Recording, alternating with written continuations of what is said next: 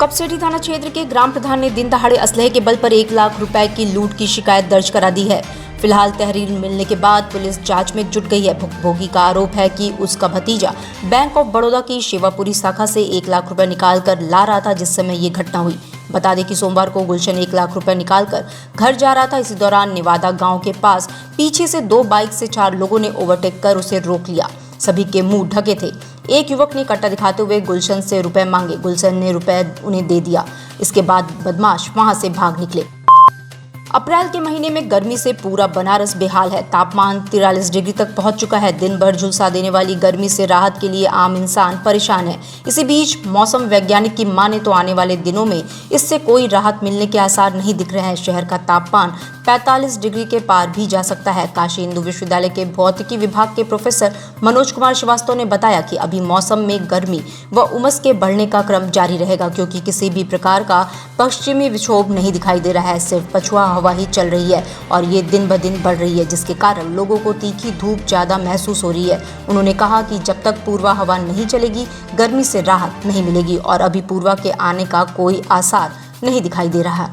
दिन प्रतिदिन तब तक ये बढ़ता रहेगा, आधा डिग्री 1 डिग्री, जब तक कि एकदम सैचुरेशन तक न पहुंच जाए। मतलब अभी अगर ये कह लें कि कल का टेम्परेचर, मैक्सिमम टेम्परेचर शायद 43.5 था, तो आज 44 होगा, हो सकता है कल 44.5 भी हो सकता है। लेकिन अभी ऐसी कोई संभावनाएं दिख नहीं रही हैं कि हम वो किसी भी तरीके से इसकी शांति मिल रही हो। बीएचयू स्थित भारत कला भवन का केंद्रीय कक्ष सोमवार को शिवमय हो गया। मौका था कला भवन की उप निदेशक डॉक्टर जसमिंदर कौर की देखरेख में भगवान शिव के विविध स्वरूप की लगाई गई प्रदर्शनी का, जिसका उद्घाटन रेक्टर प्रोफेसर वीके शुक्ल ने किया। प्रदर्शनी के दौरान राजघाट और अहिछत्रपुर से खुदाई में मिले भगवान शिव के 4वीं सदी ईसा पूर्व से लेकर 18वीं सदी ईसा पूर्व तक की मूर्तियों के साथ अलग अलग मुद्राओं के चित्र भी प्रदर्शित किए गए हैं। युवाओं के समूह इन चित्रों और मूर्तियों को मंत्रमुग्ध होकर देखते रहे। गंगा एक्सप्रेसवे पर राज्य सरकार तेजी से काम कर रही है। बीते चुनाव के पहले इसे प्रयागराज की जगह वाराणसी तक किए जाने की घोषणा के बाद हुए सर्वे में अत्यधिक व्यय धन देखते हुए मौजूदा सरकार ने इससे हाथ खींच लिया है। अब गंगा एक्सप्रेसवे सिर्फ मेरठ से प्रयागराज तक ही बनेगा। 140 किलोमीटर और बढ़ाने पर इस पर अत्यधिक खर्च होने की वजह से यह निर्णय लिया गया है।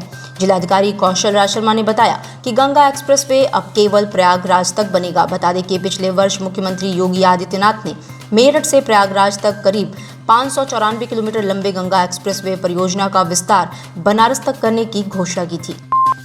प्रधानमंत्री और फिर मुख्यमंत्री योगी आदित्यनाथ से मुलाकात कल श्री काशी विश्वनाथ धाम में दुकान के लिए मांग और सहायता की मांग करने वाली काशी की दिव्यांग शिखा रस्तोगी श्री काशी विश्वनाथ धाम में दुकान आवंटन के बाद मंगलवार को शासन की तरफ से उन्हें सहायता राशि का चेक भी मिल गया। जिलाधिकारी कौशल राज शर्मा ने मंगलवार को राइफल क्लब सभागार में शिखा रस्तोगी को शासन की तरफ से मिले चेक को सुपुर्द किया। सिगरा के गुलाब बाग निवासी शिखा ने राहत राशि पाकर खुशी जाहिर की है। अगर आप भी अपने 2 पहिया वाहन की स्मार्ट सर्विस चाहते हैं तो स्मार्ट गैरेज है आपके लिए बेस्ट ऑप्शन। मात्र 99 रुपए में बाइक और स्कूटी की करवाए सर्विसिंग। पिक एंड ड्रॉप की यह विशेष सुविधा वाराणसी आजमगढ़ रोड लंबी सब्जी मंडी के पास। प्रधानमंत्री के संसदीय क्षेत्र वाराणसी में अंतर्राष्ट्रीय स्तर का पर्यटन स्थल बनकर तैयार हो गया है। प्राचीनता को संजोए हुए आधुनिकता के साथ तालमेल मिलाकर चलती काशी के घाटों की श्रृंखला में एक और पक्का घाट नमो खिड़किया घाट जुड़ गया है। घाट की बनावट और अंतर्राष्ट्रीय सुविधा के साथ नमस्ते करता हुआ स्कल्पचर पर्यटकों को आकर्षित कर रहा है। अब इसे नमो घाट भी कहा जाने लगा है। बता दें कि लगभग 34 करोड़ की लागत से खिड़किया घाट के प्रथम फेज के पुनरुद्धार काम लगभग समाप्ति की ओर है, जिसका उद्घाटन प्रधानमंत्री नरेंद्र मोदी जल्दी कर सकते हैं।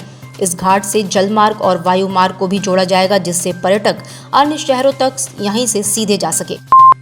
प्रदेश में कोरोना के बढ़ते संक्रमण के बाद वाराणसी में स्वास्थ्य महकमा सतर्क हो गया है। स्थानीय स्तर पर संक्रमण पर नियंत्रण के उद्देश्य से जांच का दायरा बढ़ा दिया गया है। लोगों में भी कोविड को लेकर जागरूकता है। लोग ज्यादा से ज्यादा संख्या में टीकाकरण के लिए भी पहुंच रहे हैं। कोरोना की पहली दूसरी लहर के मुकाबले तीसरी लहर में मरीजों की संख्या कम रही। इसके पीछे अधिक से अधिक लोगों का टीकाकरण होना और कोविड प्रोटोकॉल का पालन करना मुख्य वजह रही। इस दौरान सीएमओ डॉक्टर संदीप चौधरी ने बताया कि कोविड की चौथी लहर को देखते हुए स्वास्थ्य विभाग ने पूरी तैयारी की है। साथ ही कोरोना मरीजों की बढ़ती संख्या को देखते हुए चिकित्सक भी लोगों से सतर्कता बरतने की अपील कर रहे हैं। लोग हमें सहयोग करें जिससे कि ज़्यादा से ज़्यादा लोग टीकाकरण। सर, जो बूस्टर डोज की बात हो रही है, इसको लेकर लोगों में असमंजस है। से वर्ग के लोग हैं और कितने दिनों पे इसको लगवाएं? आमतौर पे बूस्टर डोज 9 महीने के बाद सेकेंड डोज के बाद लगाने का प्राविधान है, लेकिन 60 वर्ष के ऊपर लोगों का गवर्नमेंट ने इस समय हमारे माध्यम से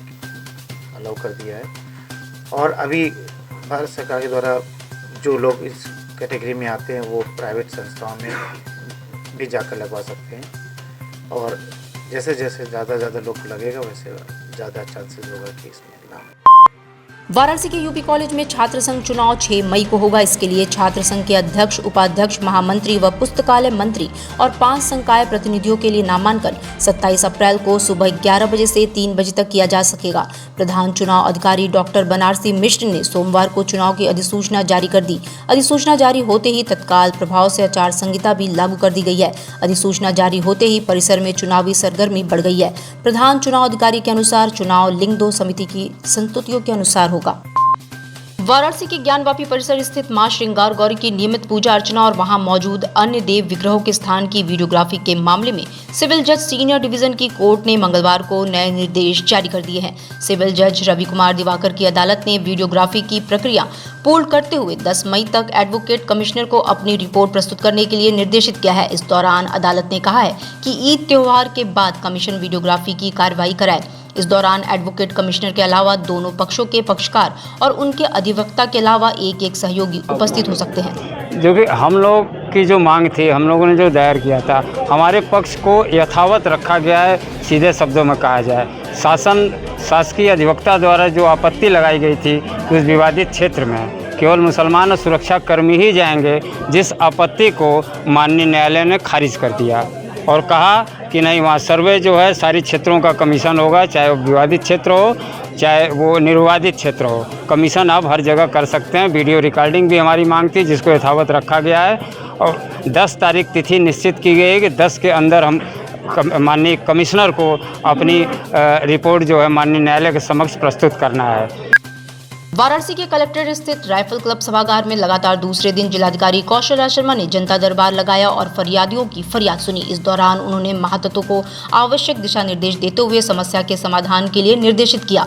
इस दौरान डीएम ने बताया कि लगातार फरियादी अपनी फरियाद लेकर आ रहे हैं और उनकी समस्या का निस्तारण किया जा रहा है। रोजाना 40 से 50 लोगों के समस्याओं का समाधान किया जा रहा है। ज्यादातर इस समय पैमाइश से संबंधित समस्याएं आ रही हैं, क्योंकि फसल कट चुकी है, इसलिए लोग चाहते हैं कि उनकी पैमाइश करवा दी जाए। तो इसके लिए भी एसडीएम को निर्देश दे दिए गए हैं और वो जल्द ही जनसुनवाई में सामान्य रूप से अब लगभग 50 के आसपास मामले आते हैं।